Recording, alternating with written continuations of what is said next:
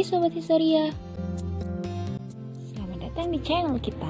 Di channel ini, kita akan bahas sejarah dengan tanduk pada metodologi sejarah, yaitu heuristik, kritik sumber, interpretasi, hingga historiografi.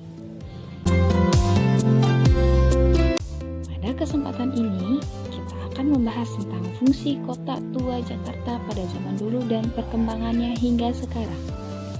Selamat menyaksikan!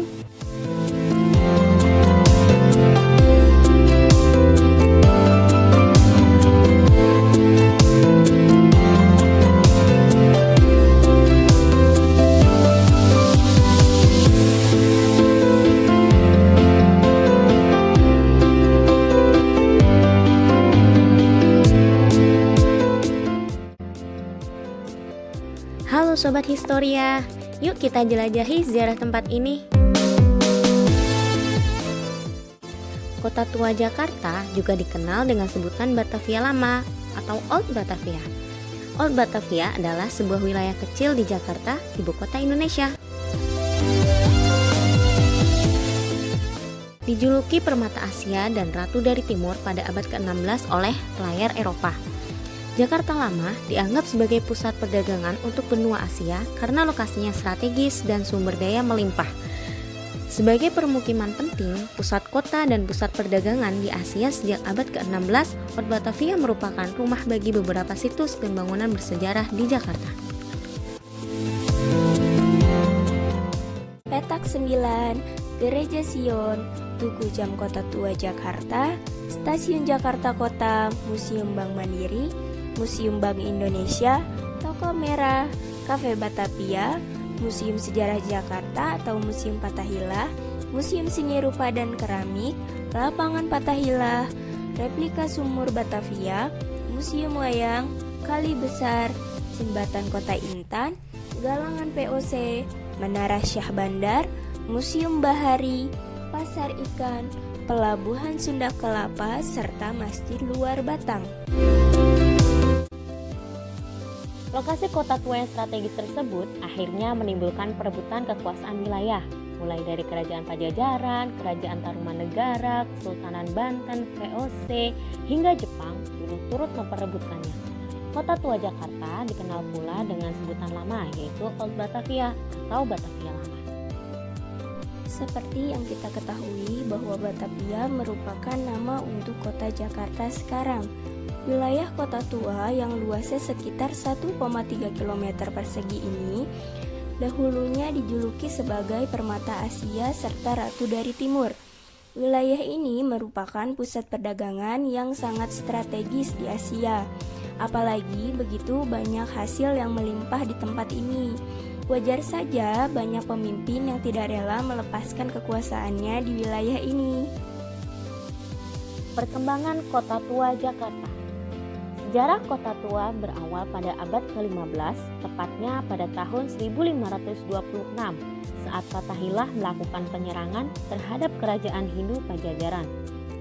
Penyerangan tersebut terjadi tepat di Pelabuhan Sunda Kelapa atas perintah dari Kesultanan Demak. Wilayah ini memiliki luas 15 hektar dengan tata ruang mengadopsi kebudayaan Jawa. Selanjutnya, wilayah ini diberikan nama Jayakarta, bahkan diklaim menjadi cikal bakal kota terbesar di Indonesia ini. Tahun 1635, kota Batavia mengalami perluasan hingga ke bagian barat dari Sungai Ciliwung. Dengan arsitektur bergaya Belanda dilengkapi dengan benteng kastil khas Batavia, kanal dan dinding kota, menjadikan Batavia semakin memukau pada saat itu. Pada abad ke-17, tepatnya pada tahun 1619, Jayakarta menjadi target VOC di bawah pimpinan Jan Pieterszoon Koen. Kemudian pada tahun 1620, Jayakarta resmi berganti nama menjadi Batavia.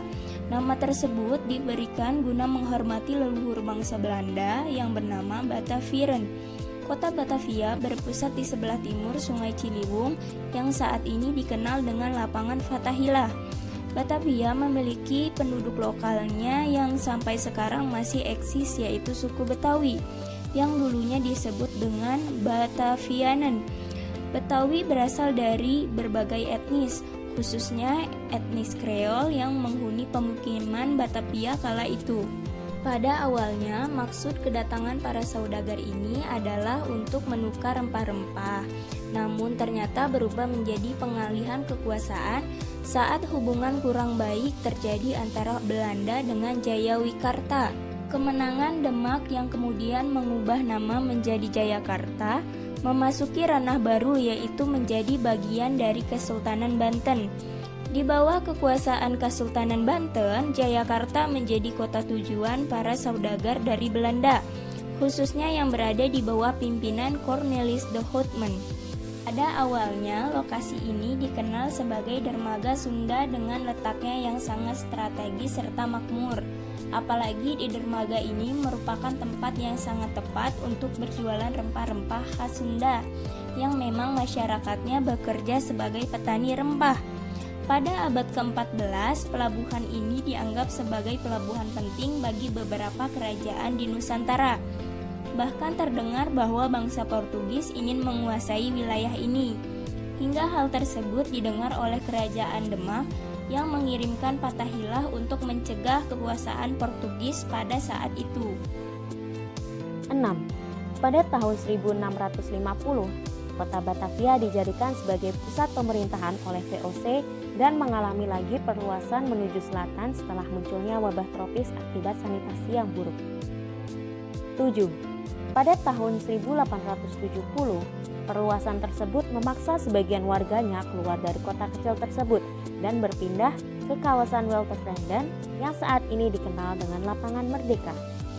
Pada tahun ini pula Batavia menjadi kawasan pusat pemerintahan Hindia Timur Belanda. 8. Tahun 1942, di bawah kepemimpinan Jepang, Batavia berganti nama menjadi Jakarta hingga saat ini dan dijadikan sebagai ibu kota Indonesia. 9. Kota tua Jakarta resmi dijadikan sebagai situs warisan pada dekrit yang dikeluarkan Gubernur Jakarta pada masa itu, yaitu Ali Sakidi. Dengan adanya keputusan tersebut, maka bangunan serta arsitektur dari kota tua Jakarta wajib dipertahankan. Kota tua Jakarta saat ini. Saat ini, kota tua Jakarta lebih dikenal sebagai bangunan kuno ikon ibu kota negara Indonesia. Berbagai kegiatan dilakukan di kawasan ini saat HUT Kota Jakarta atau event bersejarah lainnya untuk mengenang perjuangan pada masa lalu. Biasanya yang sering ditampilkan adalah beberapa event pameran, pertunjukan seni yang memang didukung oleh arsitektur bangunan yang memiliki nilai artistik tersendiri. Berbagai pertunjukan yang sering diadakan di lokasi ini antara lain pameran sejarah Jakarta, pameran kebudayaan Betawi, pameran lukisan dari seniman lokal Betawi, pagelaran seni lenong khas Betawi, serta penghelatan akbar untuk mengenang sejarah kota tua. Dan event-event tersebut biasanya digelar setiap 2 tahun sekali dengan menampilkan seniman ibu kota. Bahkan tidak menutup kemungkinan beberapa duta besar juga turut hadir sebagai bentuk toleransi budaya. Saat ini, Kota Tua Jakarta menjadi bangunan cagar budaya yang berada di bawah tanggung jawab pemerintahan Kota Jakarta. Sehingga segala hal yang berkaitan dengan perawatan, renovasi, atau pemugaran juga berada di bawah naungan pemerintahan Kota Jakarta. Nah, seperti itu sejarah Kota Tua Jakarta, Sobat. Kita sebagai anak milenial jangan hanya berkunjung saja seperti yang dikatakan Insinyur Soekarno. Bangsa yang besar adalah bangsa yang menghormati jasa pahlawannya dan jas merah. Jangan sekali-sekali meninggalkan sejarah. Merdeka. Sampai ketemu kembali, Sobat. Dah.